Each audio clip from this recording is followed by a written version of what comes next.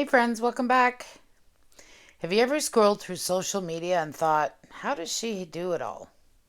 Her house is spotless, her kids are smiling in matching outfits, she's meal prepping 5 days worth of perfectly portioned lunches, she's working out at 5 a.m. and somehow, she's drinking her lemon water and perfect morning light with a caption about gratitude and new beginnings. Meanwhile, you're standing in the kitchen reheating your coffee for the third time, trying to remember when you last folded the laundry that's been sitting in the basket since Tuesday. Your kitchen counter looks like a science experiment. Your hair is in a bun that was supposed to be temporary 3 days ago, and you're pretty sure you wore these pants yesterday. We laugh about it, right? We make jokes about the mess, the chaos, the reality of life that doesn't fit in an Instagram square. But deep down, it stings. The quiet whisper that says, you're behind. You're behind in success, you're behind in health, behind in parenting, behind in purpose, behind in everything. And if you're honest, really honest, sometimes it feels like everyone else got the manual on how to do life in midlife, and somehow you missed the memo. Today we're talking about the comparison trap, the sneaky voice that tells you everyone else has it together while you're still figuring it out. That constant feeling of measuring your behind the scenes against everyone else's highlight reel. And we're going to talk about how to find peace in God's timing even when your life doesn't look picture perfect. But first, welcome to Graceful Growth in Midlife. I'm Teresa, and we're talking about faith, health, and purpose at this point in life. And if I'm honest, I'm figuring this out right along with you. This podcast isn't about perfect answers or expert advice. It's not about me telling you I've got it all together, because I definitely don't. This is about real conversations that help us grow, one messy, beautiful, imperfect step at a time. Before we dive into today's episode, I want to invite you into something special. This December, I'm offering a free companion guide called This Season of Light, Finding Peace, Purpose, and Renewal in God's Presence. What if this year, instead of rushing through the holidays, you paused to prepare your heart? Instead of adding more to your plate, you made space of what truly matters. This guide will help you slow down, reflect, and discover the wonder of Christ's coming, not just in December, but in every ordinary moment of your life. You can download it for free at thegracefulgrowth.com, but I'll link it below. Now, let's get into today's episode. And today we're going to get real about something that almost every woman I know struggles with, even the ones who look like they have it all together. That feeling that we're somehow behind. Behind in our careers, behind in our health, behind in our parenting, behind in our marriages, in our faith, in our purpose. Behind. And here's what's wild. Even when we know logically, intellectually, that social media isn't real life, that everyone's just showing their best moments, that no one actually has it all together, we still feel it. That pang of inadequacy when we see someone else's success, that twinge of envy when someone announces their dreams come true, that quiet voice that says, what's wrong with me? Why haven't I figured this out yet? But what if, and stay with me here, what if the only thing we're really behind on is remembering who we are in God's eyes? What if we've been measuring ourselves by the wrong standards, running a race we were never meant to run, and trying to keep up with a pace that was never ours to begin with? That's what we're unpacking today. I have a feeling you're going to breathe a little easier by the end of this conversation. Before we dive in, I want to let you know that you can find the full written version of this episode on my blog at thegracefulgrowth.com. I post all of my episodes there, so if something resonates and you want to come back to it and share it with a friend, it's waiting for you. All right, let's get into this. Let's start with the obvious culprit, social media. Now, I'm not going to tell you social media is evil and you need to delete all your apps and go live off the grid. That's not realistic. And honestly, social media can be a beautiful tool for connection, inspiration, and community when used well. But here's what it also becomes: a 24/7 highlight reel of everyone else's best moments. Vacations you can't afford, home remodels you don't have time for, date nights that look like movie scenes, perfect hair days that probably took an hour and 3 tutorials to achieve, the I just threw this together dinners that somehow look like they belong in Food Magazine, body transformation, business launches, dream trips, milestone celebrations. And listen, there's nothing wrong with sharing good things. I'm genuinely happy when good things happen to people I care about. But here's the problem: when we scroll through all of that, post after post after post, our brains don't process it as this person is sharing one moment from their day. Our brains process it as everyone's life is better than mine. Because what we don't see in those posts is the moments between the photos. We don't see the argument that happened an hour before the smiling family photo. We don't see the exhaustion behind the blessed and grateful caption. We don't see the 3 hours of cleaning that happened before the "My home is my sanctuary" post. And we don't see the insecurities, the doubts, the prayers whispered behind closed doors. We don't see the reality, we only see the performance. And yet, when we scroll, our brains don't know the difference. So, what happens? Our brain sees her curated post and compares it to your behind the scenes reality.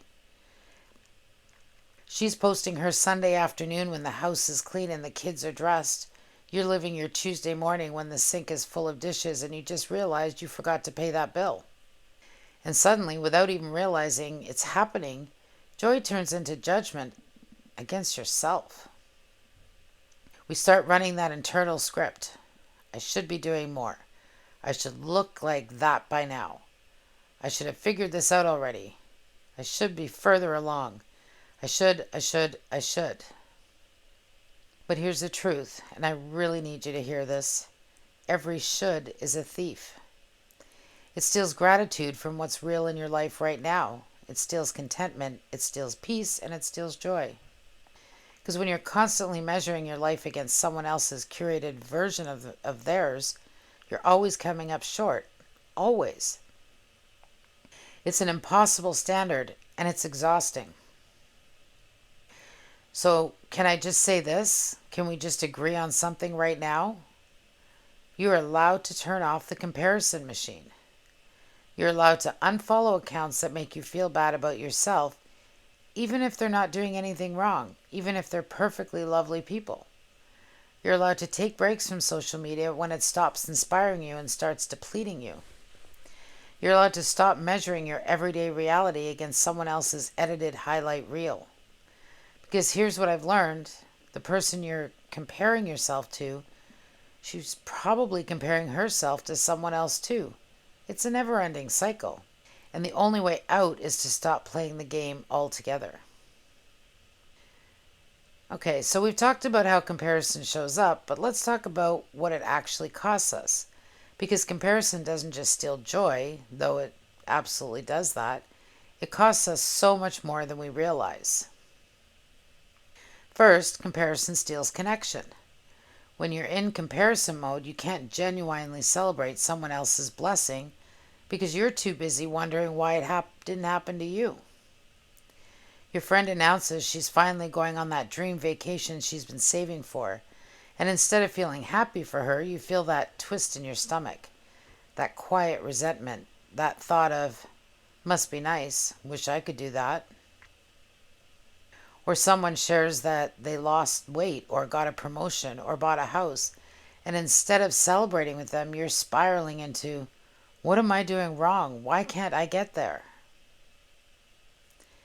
It isolates you from others, yes, but also from gratitude, from contentment, from the ability to see and appreciate the good things in your own life. Because when you're constantly looking at what you don't have, you can't see what you do have. Second, comparison steals your calling. This is a big one. When you're comparing yourself to someone else, you're essentially saying, God, I don't trust that you gave me the right life. I think you made a mistake. I think her life would be better for me. But God didn't give you her life. He gave you yours on purpose, for a purpose. And every moment you spend wishing you had her gifts, her opportunities, her circumstances, you're stepping out of the life God designed specifically for you. Ecclesiastes, I can never say this one. Ecclesiastes 4:4 says this. I've got to figure that out. And I saw all toil and all achievement spring from one person's envy to another. This too is meaningless, a chasing after the wind. Chasing after the wind. That's such a perfect picture, isn't it? Comparison is exhausting and impossible to win. Because no matter how much you achieve, no matter how much you improve, no matter how far you go, there's always someone who looks like they're doing better than you. It's a race with no finish line, a standard that constantly moves, a goal that can never be reached. But here's what I want you to really hear today. You are not called to live her story, you're called to live yours. God didn't make a copy of anyone else when He created you. He didn't look at someone else and say, let me make another one just like her. He made you unique, distinct, with your specific combination of gifts, experiences, passions, and purpose. Psalms 139:13 and 14 says, for you created my inmost being. You knit me together in my mother's womb. I praise you because I am fearfully and wonderfully made. Didn't we hear something about that last time? You are not a rough draft. You're not a mistake. And you're not less than because your life doesn't look like hers. You are fearfully and wonderfully made, intentionally designed, purposely placed. And when you're so busy looking at her life, you miss the beauty of your own. Tell me that's not true. Third, comparison steals peace. Maybe this is the one you feel the most, the constant underlying anxiety, the sense of never being enough, and that pressure to do more, be more, achieve more, prove more.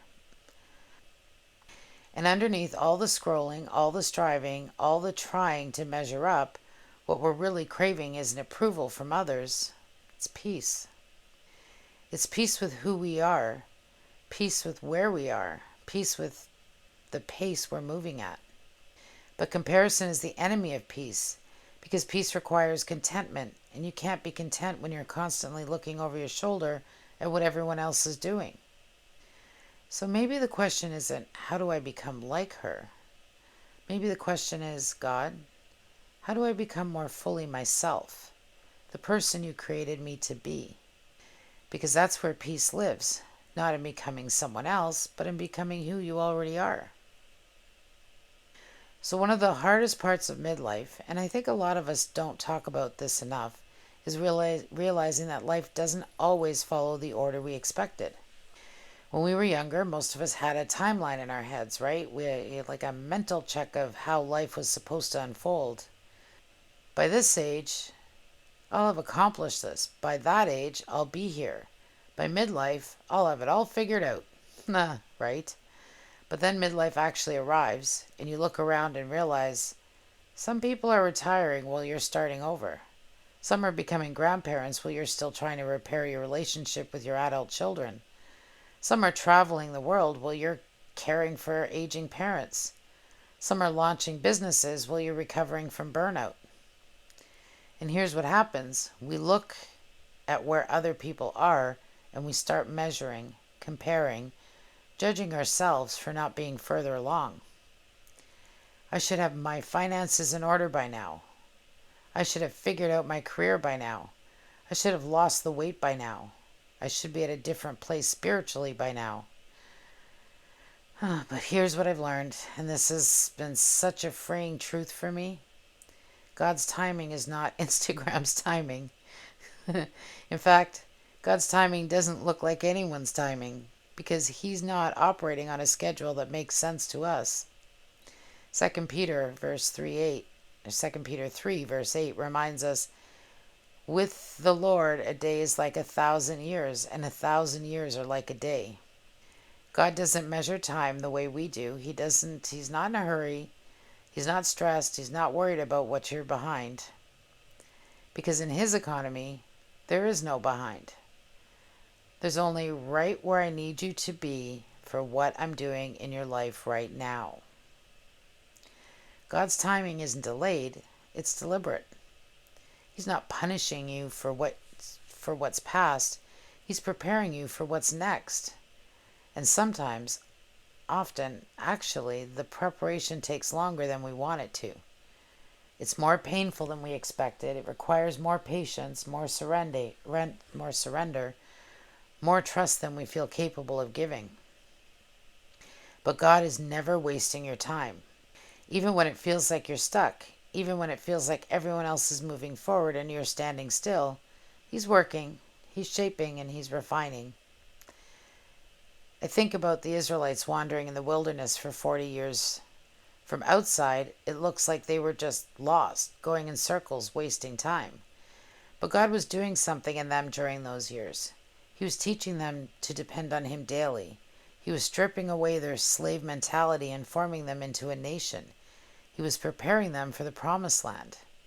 The wilderness wasn't punishment, it was preparation. And maybe, just maybe, that's what this season is for you too. Maybe you're not behind, maybe you're being built. Maybe God is doing something in you right now that can only happen in the waiting, in the wilderness, in the season that doesn't look like what you thought it would. So the next time you feel like you're behind, pause and ask yourself, behind whose schedule?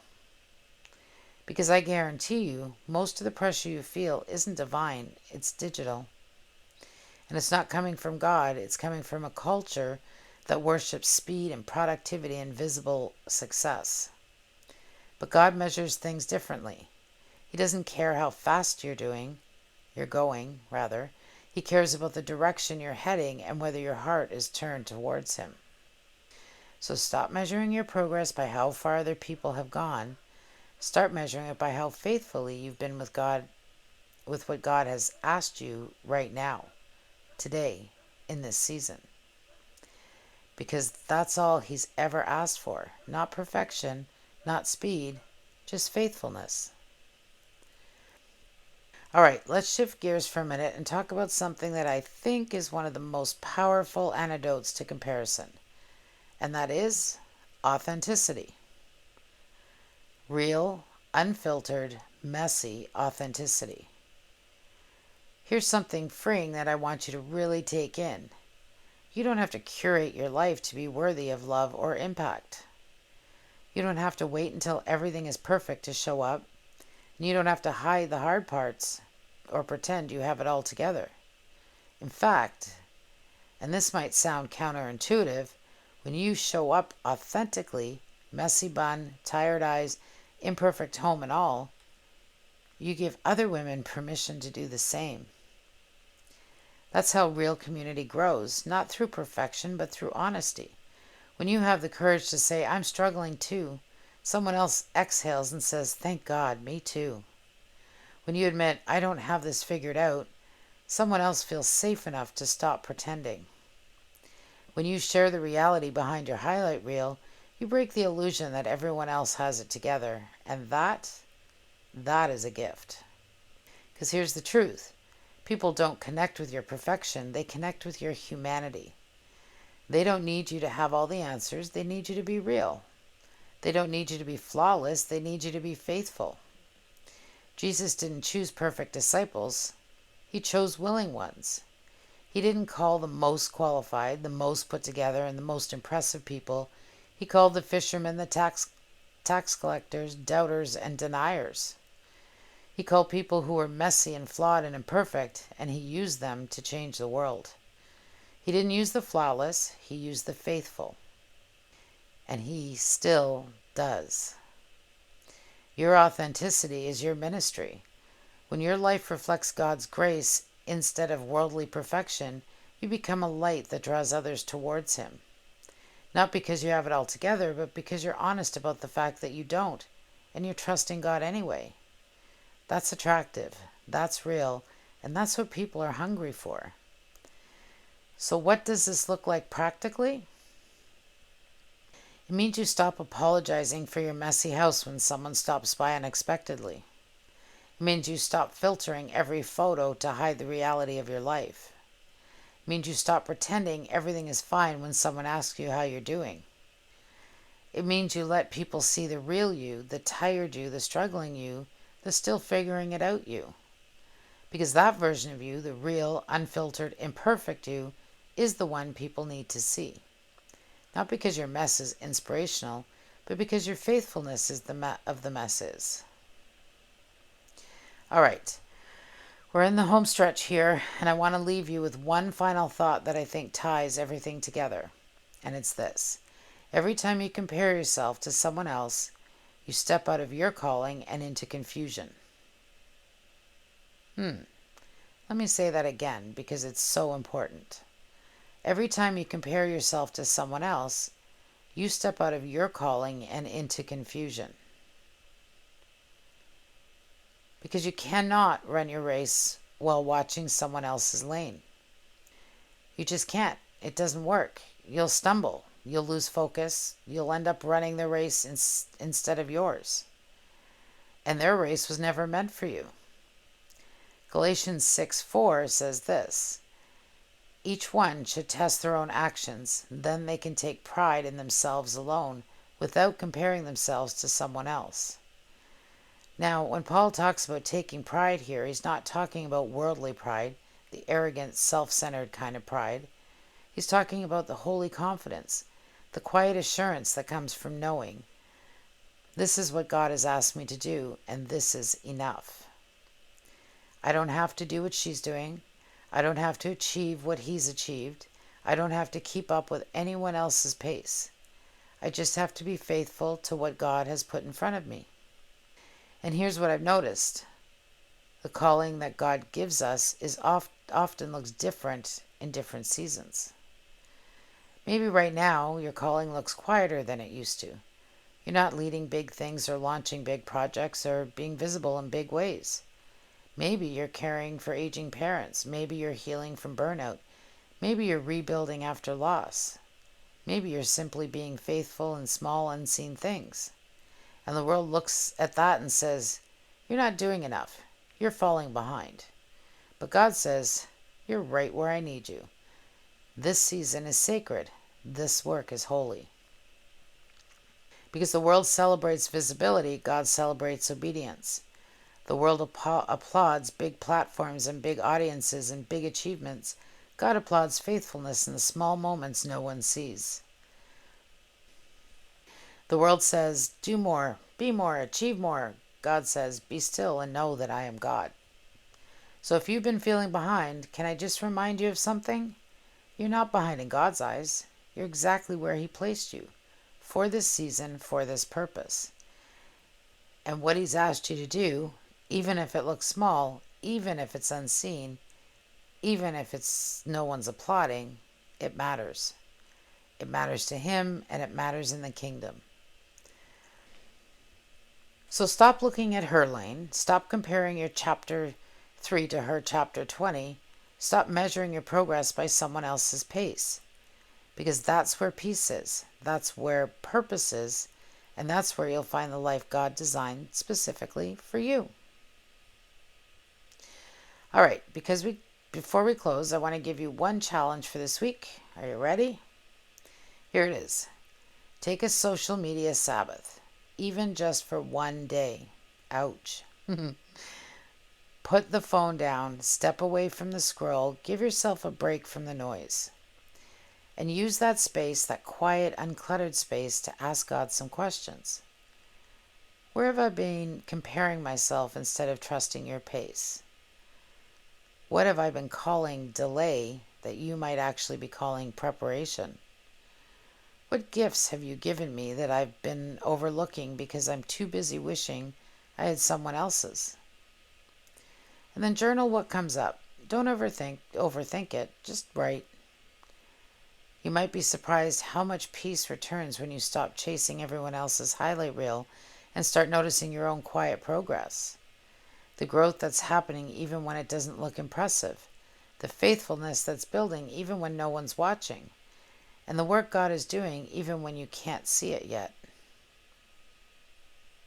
And finally, before we close, I want to share a reflection from the 30-day healing journey.